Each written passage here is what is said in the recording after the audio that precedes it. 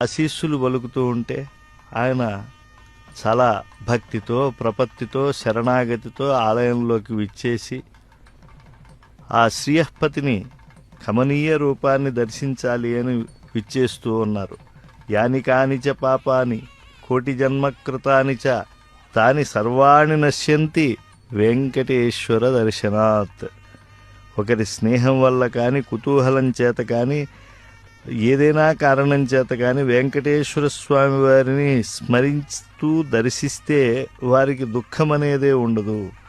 శ్రీనివాసుని కీర్తించినందువల్ల పూజించినందువల్ల విష్ణు సారూప్యత విష్ణు సాయుధ్యం పొందుతూ ఉంటారు అని చెప్పి మనకి ధర్మశాస్త్రాలు ప్రబోధిస్తూ ఉన్నాయి.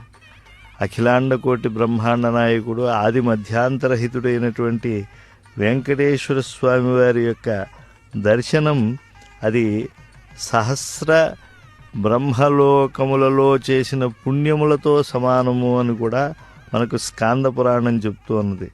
శ్రీనివాస స్వామి వారిని ఒక్కసారైనా అర్చించే వారికి దానములు వ్రతములు తపస్సులు యజ్ఞములు చేయలేదని బెంగ ఉండవలసిన అవసరం లేదు.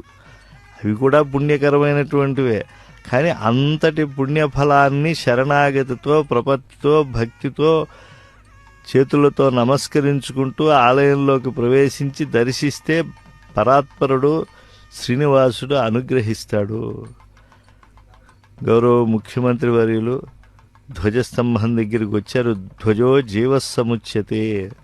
ఆ ముందుండేటువంటి ఆ బలిపీఠానికి నమస్కరిస్తూ, అలాగే ఆలయంలో దేనిపైన గరుడుణ్ణి ఉంచి అన్ని ఉత్సవాలకు ప్రధానంగా బ్రహ్మోత్సవాదులకు సకల దేవతలను సిద్ధులను సాధ్యులను యతీశ్వరులను అందరినీ కూడా ఆహ్వానించడం జరుగుతుందో అటువంటి ధ్వజ స్తంభానికి వామభాగం నుంచి అంటే ఆలయంలోకి ప్రవేశించేప్పుడు ఎడమవైపు నుంచి వెళ్ళి భగవద్ దర్శనం అనంతరం ఆ ధ్వజస్తంభానికి మరో పక్క నుంచి వెడితే అప్పుడు ఆ ధ్వజానికి ప్రదక్షిణం చేసినటువంటి పుణ్యం వస్తుంది. అంటే జీవస్థానాన్ని ఆశ్రయించినటువంటి లభ్యం.